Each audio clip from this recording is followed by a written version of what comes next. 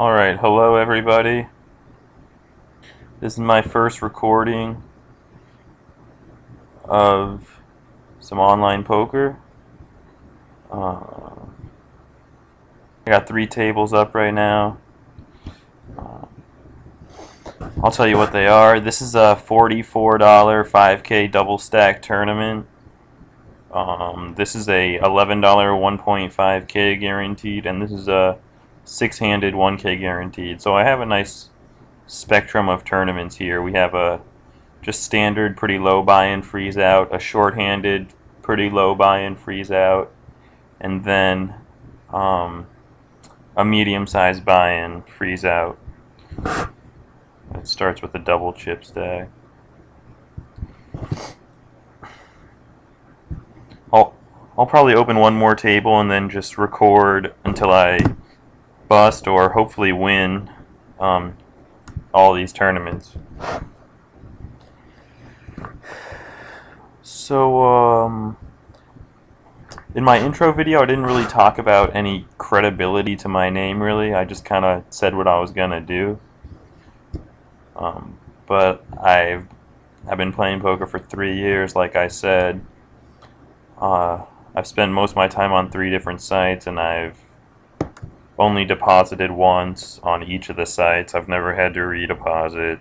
I've always made money, just had some nice ships. I know what I'm doing. So yeah, hopefully you guys can learn a lot from watching me play some poker. I was a fairly long-term Poker X Factor subscriber, so I've seen how the pros play. I know their thinking processes.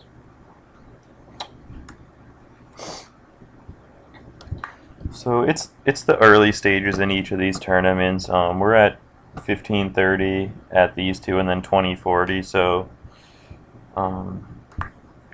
these players are really bad on Bodog. So I'm just playing ABC poker at this point. I'm waiting for good hands. My play is slightly different because I know these are weak players and they're not likely to re-raise me much at all and things like that. So I'm not playing my ideal poker how I would be playing against strong opponents, but I'll get into those specifics when the hands arise.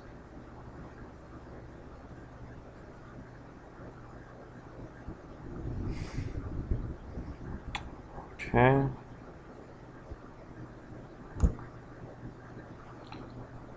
So it's kind of a weird time in the online poker world in America right now. Americans can play on Bodog and Merge. I didn't make an account on Merge and I can't right now, so I'm playing on Bodog.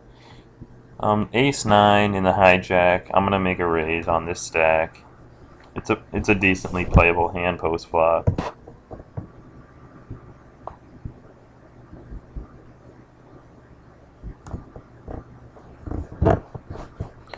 I have over a 30 big blind stack, so I can play these more marginal hands. Okay, we flop a gutter ball, backdoor flush draw. If I were to c-bet, I'd be c-betting about half pot, but I don't really like c-betting on this board because this board's just all over everything. So I'm gonna check behind.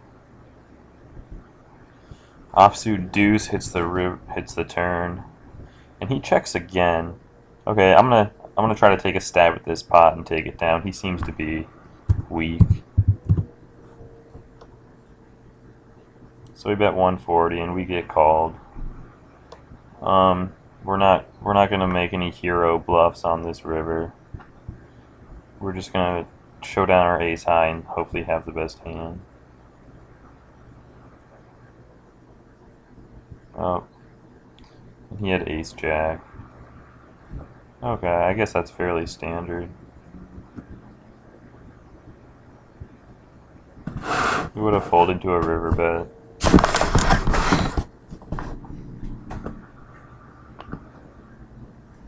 So now we have a 20 big blind stack early in the tournament.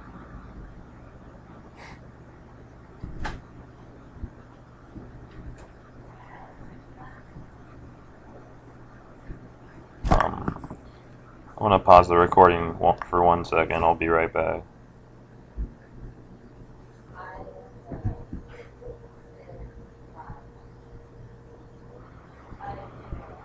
Okay, we're back.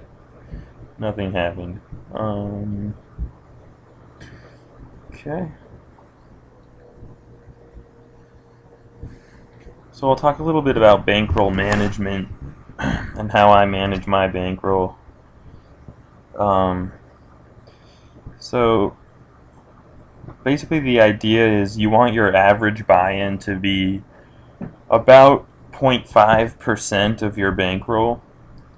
So here I have an 11-11 and a 44, so that averages out to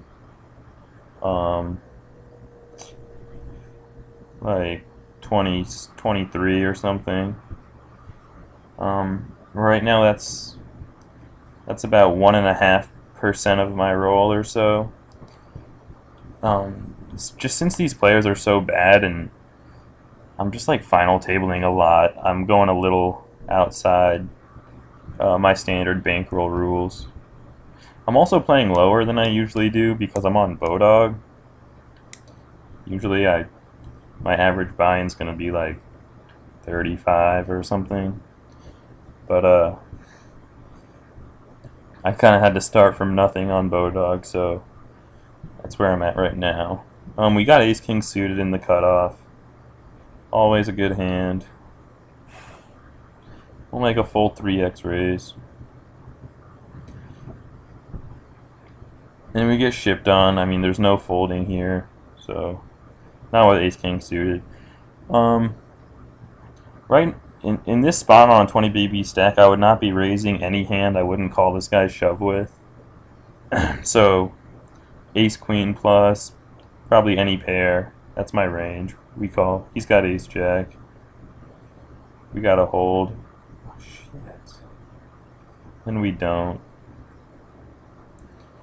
Okay, that's bad. Whatever.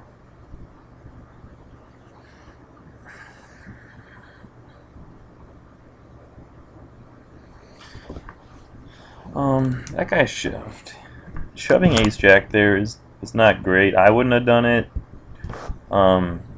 Because I just know that I'm not shoving worse. I'm not opening worse than Ace-Jack there ever.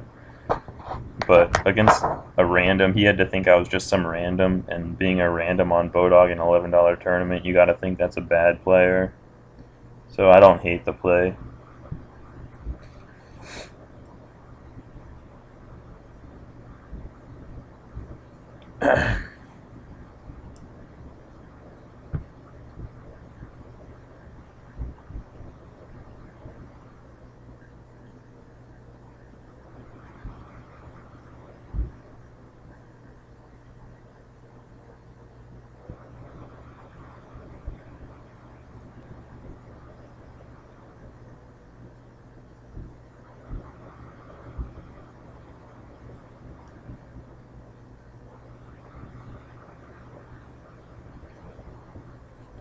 I'll be right back in about 2 seconds.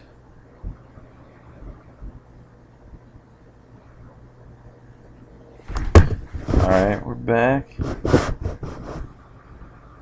Some more tournaments are going to pop up shortly.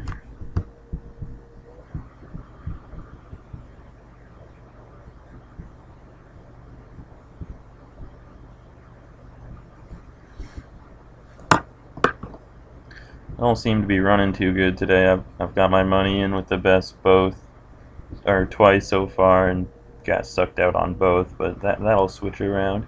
Okay, we got kings under the gun with a 30 big blind stack. We're gonna make our standard raise. We want action. Kings are obviously a premium.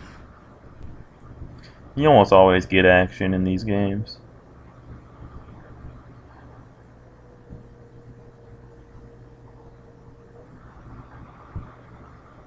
Folding the Jack-10. I think a leak of a lot of maybe losing or break-even players in early stages of MTTs is you're just playing too many hands. If you notice, if I'm not raising, I'm rarely in the hand.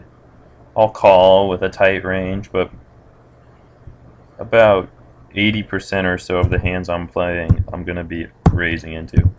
Okay, we get a kind of scary flop. We're gonna make a good size bet, 280 into 380, and we'll be shoving any turn. I like our hand on this flop. There's not a huge reason to not like it. But okay, that's a bad card, but we're shoving any turn. Shit. Okay, he got there on the turn. These tournaments are happening quick. Okay, we're down to this one.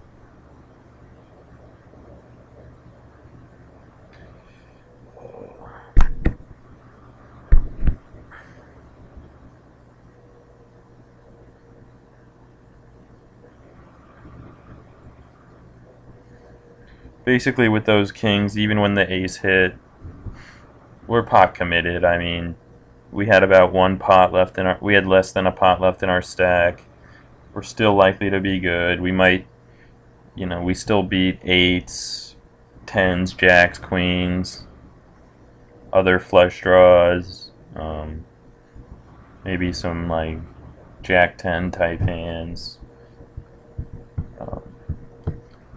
Shoving's definitely the correct play once that ace hits, even though it's a little scary.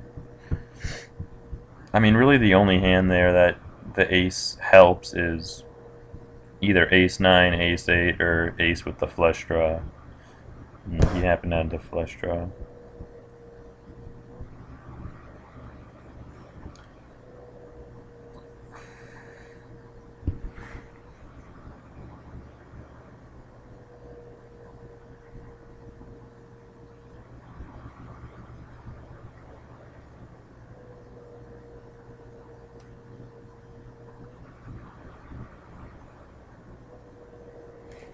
Definitely a rough start.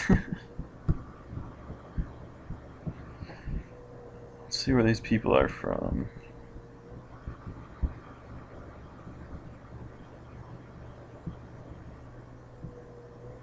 Okay, we got a lot of Americans.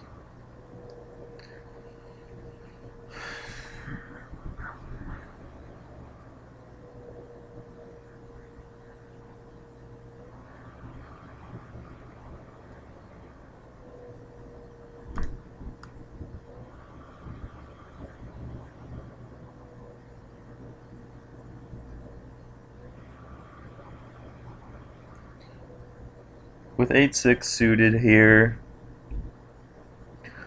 I could have limped there. You're just getting involved in a lot of kind of iffy spots exactly like this, where you'll bet one street and then an overcard will come. 8-6 suited does play decent multi-way, and I would have had position. Limping would have been fine. Just against these type of players, which will call so wide and then scare cards come, I prefer to play a little tighter.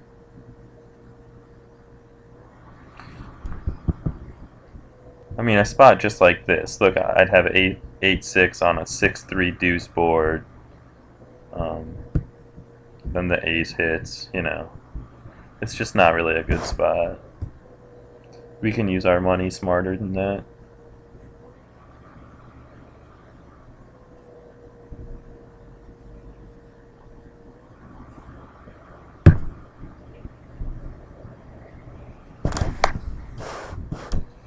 That guy called on the flop with ace-7. No pair, no draw.